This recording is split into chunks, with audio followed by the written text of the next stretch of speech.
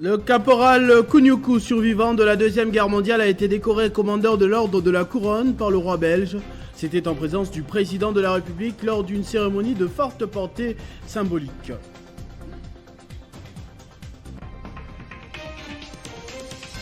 Un séjour qui devrait aboutir à plusieurs signatures sur la coopération au développement. C'est ce que les deux chefs de gouvernement, Samalou Kondé et Alexander De Croo, se sont dit lors d'une séance de travail ce lundi.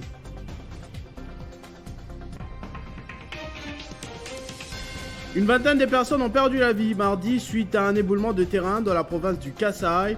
Il s'agit d'une mine de diamants au village Cha-Machingo dans la localité de Samba, à 40 km de Chikapa.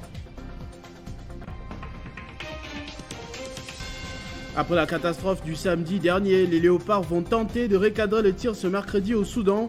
Quelques problèmes d'accueil ont été signalés mais ne devraient pas briser la détermination de nos léopards. Mesdames et messieurs, bonjour. Commune de Kasavubu, mémorial des anciens combattants, croisement des avenues Force et Gambela. C'est à cet endroit précis que le caporal Kougnoukou s'est vu décerner sa reconnaissance de la part de la Belgique. C'est le roi Philippe en personne qui l'a décoré commandeur de l'ordre de la Couronne. Le vétéran, âgé de 100 ans aujourd'hui et dernier survivant congolais de la Deuxième Guerre mondiale au front, avait déjà eu la reconnaissance d'autres pays tels que la RDC ou la Russie. Bien avant cet événement, le Premier ministre belge Alexander De Croo, qui est également dans la suite du roi, a rencontré son homologue congolais Jean-Michel Samalou Kondé. Ensemble, les deux chefs de gouvernement ont eu une séance de travail et résolu de la signature de plusieurs accords de coopération au développement. Quelques heures après l'arrivée du couple royal belge à Kinshasa, le Premier ministre belge Alexander De Croo, qui fait partie de la délégation, a effectué les déplacements de la primature où il a été reçu dans la soirée par son homologue de la République démocratique du Congo, Jean-Michel Samalou Kondé. La rencontre entre les deux chefs de gouvernement s'est faite en deux temps. D'abord, un tête-à-tête de quelques minutes, ensuite une séance de travail élargie à quelques membres du gouvernement congolais et du gouvernement belge sur les questions de la coopération au développement. S'exprimant face à la presse, au terme de ces échanges, le Premier ministre belge a tout d'abord salué l'accueil réservé au couple royal par les peuples congolais. Il a ensuite souligné la détermination de Bruxelles à se focaliser sur des priorités pouvant conduire à un avenir radieux pour les deux pays. Cette visite est importante parce que d'un côté, dans notre relation entre nos deux pays, nous savons, nous avons toute une histoire entre nous. Notre roi a voulu indiquer aussi le fait qu'il y a des regrets par rapport à des parties très douloureuses de notre histoire. Et je pense qu'il faut regarder ça droit dans les yeux. Il faut pouvoir le nommer, pas parce qu'on veut se perdre dans l'histoire, mais parce qu'il faut bien pouvoir faire le futur ensemble. À l'instar de son homologue belge, Jean-Michel Samalou Kondé a exprimé la disponibilité de la RDC à œuvrer ensemble avec la Belgique. Il a salué la volonté manifeste du couple royal à venir visiter la RDC en se focalisant ensemble sur la nécessité de tourner la page sur les côtés douloureux de l'histoire et tourner vers l'avenir. Une volonté manifeste non seulement du couple royal qui avait déjà annoncé de venir et qui malheureusement peut-être à cause de ces problèmes de pandémie n'avait pas pu le faire, mais a tenu à respecter cet engagement pris de venir visiter la République démocratique du Congo. Le roi des Belges va séjourner en République démocratique du Congo du 7 au 13 juin. Le couple royal belge conduit une forte délégation composée des officiels, des opérateurs économiques. Outre Kinshasa, le roi Philippe et la reine Mathilde vont visiter Lubumbashi dans la province du Haut-Katanga et Bukavu dans les Sud Kivu. Parmi les remarquables réactions sur cette visite royale, on compte également celle du professeur Rémi Musungai. Remontant l'histoire, il affirme que les deux nations étaient pratiquement un même État, avec des citoyens bénéficiant des mêmes droits avant 1960. Il voudrait bien que les Congolais nés pendant cette période, par exemple, soient traités comme les Belges. Mais c'est avec une joie débordante que nous venons d'accueillir le couple royal belge dans notre pays, à l'invitation de son Excellence Félix Antoine Tshisekedi Tshilombo. Je suis tombé sur l'ouvrage de Luc Ise, alors intitulé tout passe sauf le passé. Donc, tant que le Congo et la Belgique existeront, leur histoire les mettront toujours ensemble. On ne parlera jamais de la Belgique sans parler de la République démocratique du Congo. Nous sommes unis. Voilà pourquoi moi je plaide pour que tous les Congolais et Belges nés avant l'indépendance, avant 1960, puissent jouir des mêmes droits garantis par la loi fondamentale relative aux structures du Congo, la loi fondamentale de 19 mai 1900. À l'époque coloniale, nous avons appris à chanter le même hymne national, donc hymne national de l'État indépendant du Congo et du Congo belge. Donc nous nous considérions comme Belges et les Belges se considéraient comme Congolais. Je vais tenter. Les siècles marchent et posent ses jalons, nous marquant une étape nouvelle. Nous les suivons et nous nous rappelons nos aïeux et leur gloire immortelle. Si ton sol est petit dans un monde nouveau, l'avenir qui t'appelle à planter son drapeau. Marchez joyeux, peuple énergique, vers le destin digne de toi. Dieu protège la libre Belgique et son roi. Donc nous nous considérions comme Belges. Donc il faut que Félix Antoine Tshisekedi Tshilombo et le roi Philippe se mettent ensemble pour que les droits des Congolais et Belges d'avant 1960 soient reconnus. Plus de 30 puits de diamants ont été victimes d'un éboulement de terrain dans la province du Kasaï. Les trésors artisanaux qui exploitaient sur place ne sont pas retrouvés malgré les fouilles organisées sur place. Les premiers bilans dans les médias évoquent un minimum de 20 morts lors de cet accident tragique.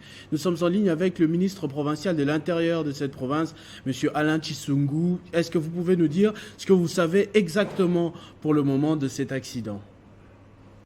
Au fait, exactement, il y a eu éboulement dans un chantier du chef Katikamia, c'est dans le village de Samba.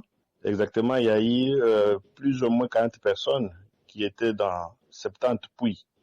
Mais au moment où nous vous parlons, je peux vous rassurer que nos services renseignent qu'on a extrait 6 corps sans vie et les recherches continuent pour découvrir éventuellement les survivants si Dieu le veut.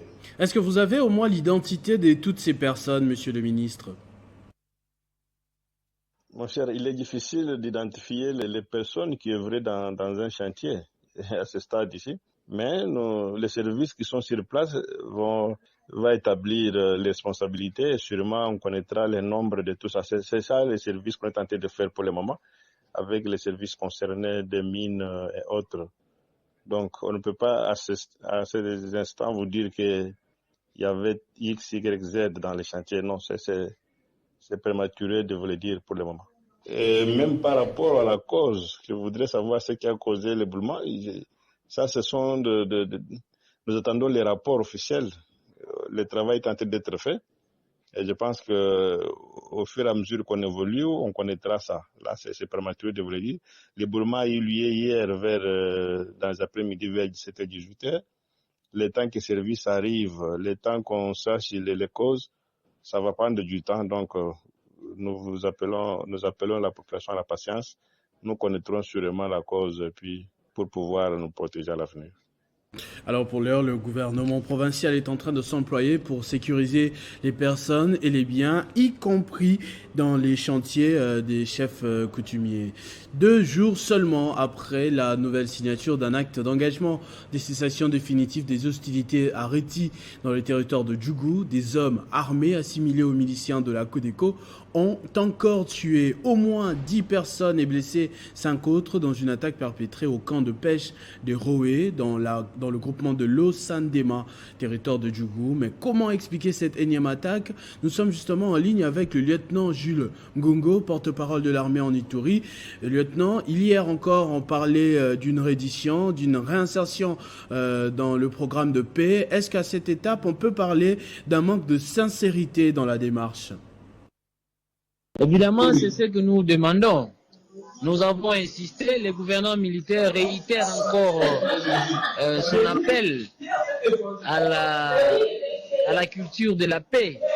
C'est-à-dire lorsque une milice qui a compris, qui a parlé avec dans un atelier intracommunautaire, devons être sûrs et que cela puisse être manifeste par des actes. C'est-à-dire les actes, ce n'est pas s'attaquer à la population, de ne pas tuer, de ne pas s'attaquer aux forces armées et d'attendre le processus, le début effectif du processus. Et donc nous conscientisons encore une fois à tous ces miliciens, de rester fermes dans leurs décisions et que cela ne soit pas du passe-temps, parce que la population n'a pas besoin de toutes ces violences qui fait reculer l'Ituri de 20 ans en arrière. Et donc nous sommes conscients et nous disons à tous, toute la population de rester calme. Entre-temps, nous continuons avec les opérations contre ceux-là qui n'ont pas accepté d'adhérer ou de répondre à l'appel du commandant suprême. Les autres, nous les traquons. Mais ceux-là qui ont répondu à l'appel du commandant suprême, de rester fermes dans leurs décisions. Le contraire, ça ne sera pas intéressant pour la province de l'Ituri. Lieutenant, vous apaisez la population, mais comment va réagir l'armée face à un tel comportement? Ceux qui sont encore réfractaires, ils n'auront aucune chance devant le rouleau compresseur des forces armées. Ceux qui continuent encore de poser des actes isolés, ils seront appréhendés et déférés à la justice. Et pourquoi pas les neutraliser tout de suite? Là, c'est clair.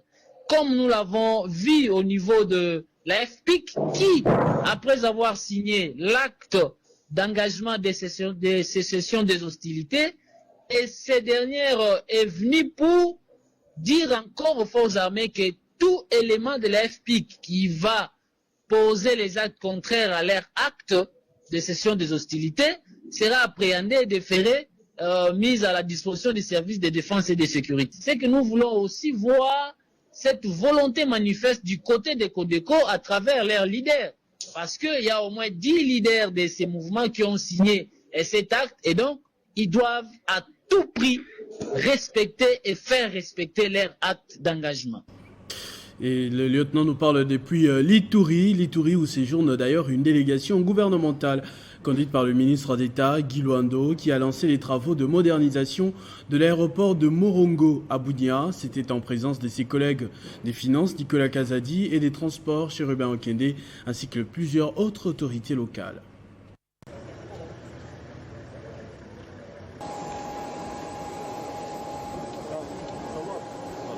L'aéroport de Bunia, avec ses 1800 mètres de longueur et 30 de largeur, n'a pas connu des travaux de réfection. En ces débuts de mois de juin, cet aéroport connaît l'accomplissement d'une promesse du chef de l'État, Félix Tshisekedi, lors de son dernier passage dans ce coin du pays. Cela après avoir réalisé la promesse dans la Chuapa et d'autres provinces où les travaux de modernisation de l'aérogare sont en cours.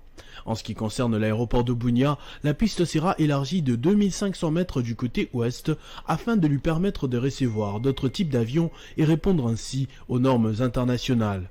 Aussi, par souci de créer des millionnaires congolais, le marché de construction de l'aérogare de la tour de contrôle de la cellule anti-incendie a été confié à un Congolais après soumission auprès de la direction des marchés publics. Au-delà de l'état des sièges, ce projet permet le développement de la province tel que souhaité par Félix Tshisekedi, un programme mis en œuvre par le gouvernement. Cette délégation gouvernementale, conduite par le ministre d'État Guy Luando, a appliqué un chronogramme déjà établi qui couvre plusieurs provinces du pays. Le ministre de l'enseignement primaire, secondaire et technique Tony Mwamba Kasadi, lui, est arrivé hier mardi à Kananga, chef-lieu de la province du Kasaï central. Objectif, une itinérance dans les 26 provinces administratives pour faire l'état des lieux de son sous-secteur. Il était question pour le ministre de l'EPST, Tony Mwamba, de donner des orientations et palper du doigt l'application de la gratuité de l'enseignement primaire, vision concrétisée du président de la République, chef de l'État Félix-Antoine Tshisekedi, dans l'espace Grand Kasaï. Les réguliers de la compagnie aérienne Gomer, affrétés à cet effet, a atterri à l'aéroport national de Lungandu, dans l'ancienne capitale de la grande province du Kasaï à 11h55, où le numéro 1 de l'EPST, a rencontré les directeurs provinciaux de l'EPST, Proved, les inspecteurs provinciaux, IPP, les directeurs provinciaux du service de contrôle et de la paie des enseignants des 10 provinces éducationnelles constituant l'espace Grand Kasaï, Kasaï, Kasaï central, Kasaï oriental, Lomami et Sankourou. On est ici dans le cadre de cette itinérance qui nous permet de faire un état des lieux de notre sous-secteur dans le Grand Kasaï, palper du doigt tout ce qu'il y a comme réalité et échanger avec les cadres provinciaux par rapport à tout ce qu'il y a comme difficulté et enfin donner des orientations. Au bas de la passerelle, le professeur Tony Mwaba Kazadi a été accueilli par une grande équipe à la tête de laquelle le gouverneur AI du Kasaï central, Kabatousui Lambouyamba Tarsis, accompagné du maire Mami Kakoubi, du bourgmestre de la commune de Kananga, Kassongo Bilolo et de tous les cadres de l'EPST de l'espace Grand Kasaï. Outre les députés nationaux élus de l'espace Grand Kasaï, le patron de l'enseignement primaire, secondaire et technique est accompagné de Christine Nepa et de Jacques Odia respectivement, secrétaire général AI et l'inspecteur général de l'EPST, et ce, après l'espace Grand Bandundu, Grand Équateur, Grand Kivu, Congo central et Kinshasa. La conseillère en charge de la bonne gouvernance de l'ambassade de la Grande-Bretagne a été reçue par l'inspecteur général, chef des services adjoints de l'IGF, pour évaluer le projet Profit Congo. Elle a profité de l'occasion pour saluer le travail qu'a cette institution pour le redressement des finances publiques dans le pays. La conseillère de l'ambassade de la Grande-Bretagne chargée de la bonne gouvernance a été reçue à l'inspection générale des finances par l'inspecteur général chef des services adjoints pour faire l'évaluation du Profit Congo en faveur de l'IGF. Elle a profité au nom de son pays pour féliciter l'IGF du travail abattu dans le cadre de redressement des finances publiques au travers de son encadrement et patrouille financière instaurée par le président Félix-Antoine Tshisekedi Tshilombo. Nous sommes très satisfaits du travail que fait l'IGF au niveau national dans sa mission de contrôle et d'encadrement de recettes. Et il y a tellement de bons exemples et de bonnes expériences que nous apprenons. Et donc, nous encourageons l'IGF de continuer dans sa mission qui est très importante et positive pour la République. Merci. À son tour, l'inspecteur général chef des services adjoints de circonscrit le cadre de cette réunion d'évaluation finale. Il voulait évaluer ce qu'a été le projet Profit au bénéfice de l'inspection générale des finances. Avec le projet Profit Congo, l'IGF a déjà profité de plusieurs appuis techniques et financiers de cette structure. À la tête du pays depuis 2020, suite à un coup d'État, la junte malienne a fixé la durée de la nouvelle transition à 24 mois à compter du 26 mars 2022. Une décision qui semble ne pas rencontrer la position de la CEDEAO qui, dans un communiqué, promet de poursuivre sa démarche avec les négociations.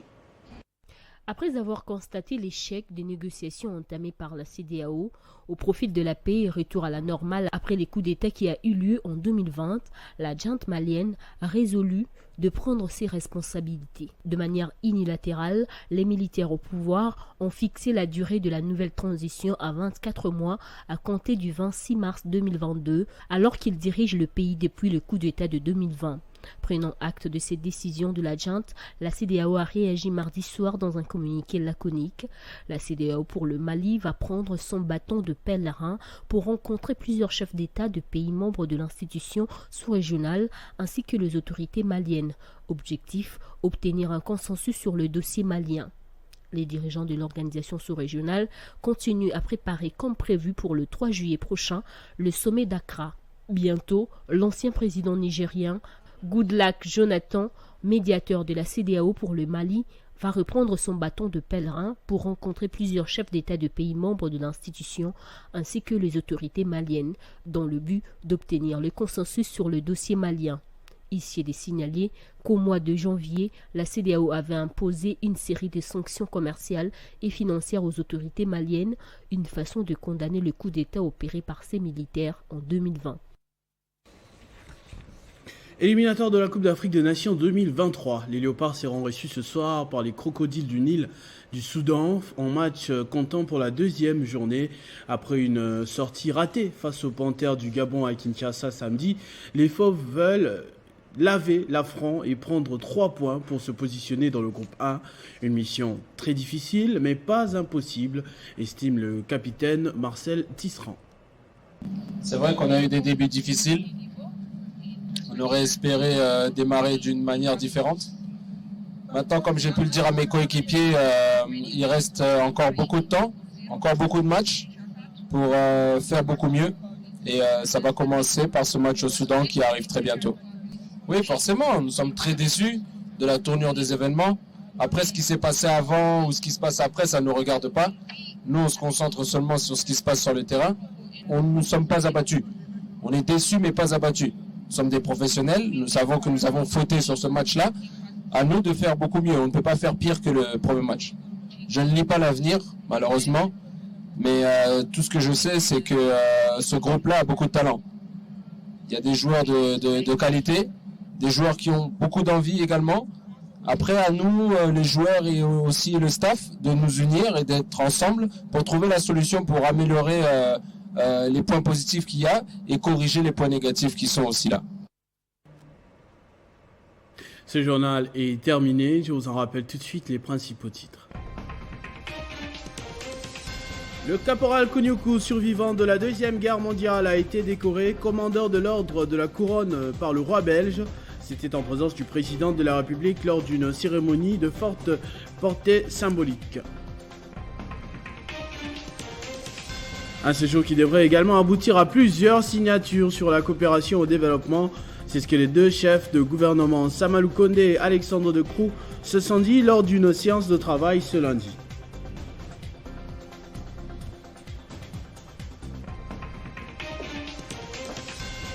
Une vingtaine de personnes ont perdu la vie mardi suite à un éboulement des terrains dans la province du Kasaï. Il s'agit d'une mine de diamants au village Cha Machingo dans la localité de Samba, à 40 km de Chikapa. Après la catastrophe du samedi dernier, les Léopards vont tenter de recadrer les tirs ce mercredi au Soudan. Quelques problèmes d'accueil ont été signalés, mais ils ne devraient pas briser la détermination de nos Léopards. Ne nous quittez pas, la revue de presse de Jenny Kaembe, c'est dans un instant.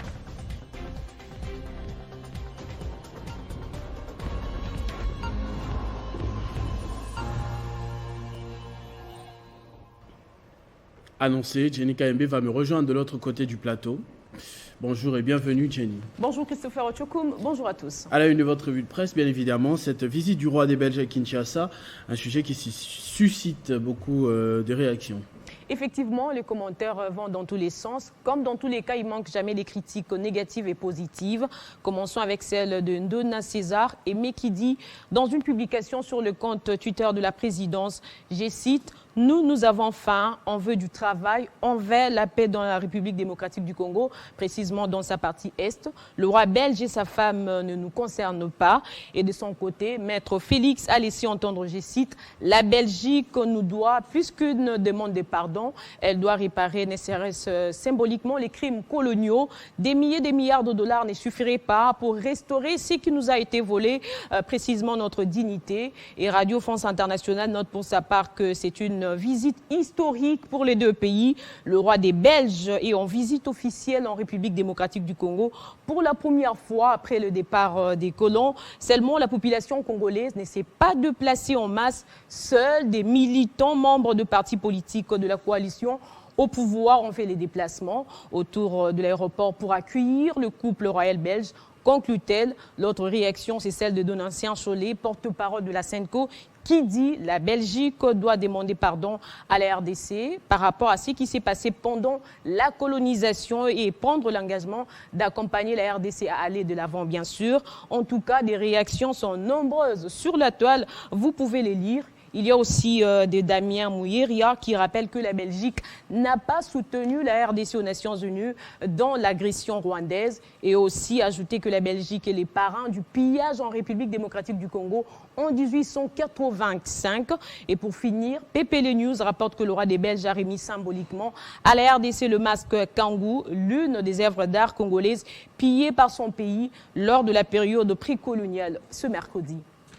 L'autre sujet, c'est le Mali. Cette crise est la junte qui a décidé de fixer à 2 ans les délais minimums pour un retour des civils au pouvoir. Tout à fait, coup sur coup, sommet de présenter un calendrier pour le retour des civils au pouvoir par la communauté économique des États de l'Afrique de l'Ouest, CEDEAO en sigle. Le chef de la junte, le colonel Assimi Goïta, a signé un décret fixant 24 mois la durée de la transition malienne, rapporte voafrique.com. Et c'est pour lui une manière d'éviter les mesures de rétorsion commerciale et financière annoncées par la CEDEAO, puisque la CEDEAO qui fait pression au pouvoir militaire depuis sa prise des fonctions en août 2020 pour un retour rapide des civils à la tête de ce pays, plongé depuis 2012 dans une profonde crise sécuritaire et politique, regrette que la junte malienne n'ait pas attendu la fin des négociations avec elle pour fixer l'échéance d'un retour des civils au pouvoir, ajoute voafrique.com dans un autre article. Et au Mali, Assimi Goïta fait déjà l'objet des critiques. Il y a par exemple Cheikh Sissoko qui a réagi sur une publication postée sur le compte Twitter de la présidence malienne sur la visite du colonel Assimi Goïta à l'école de la République à Bagadji mardi. Cheikh a dit, je cite, « Gouvernement des tapis rouges et des cérémonies et de retour en force. Pourtant, vous n'avez rien fait jusque-là. La sécurité au Mali n'est pas encore améliorée et le pays reste le moins éduqué et le plus pauvre de la planète. » Et l'autre réaction, plutôt, c'est celle de Le Grand Moreau. « Pourquoi parlez-vous de la transition ?» s'interroge-t-il. L'homme affirme que la transition avait déjà pris fin depuis l'année passée et le gouvernement avait reçu mandat du peuple malien pour stabiliser le pays et le faire avancer, que la France et la CEDEAO le veulent ou pas. Merci Jenny KMB pour toutes ces informations. Merci à vous autant. À tous et à toutes également d'avoir suivi ce journal. Merci beaucoup. Restez fidèles au programme de votre chaîne Télé 50. Et comme vous le savez, vivez heureux, vivez 100 ans.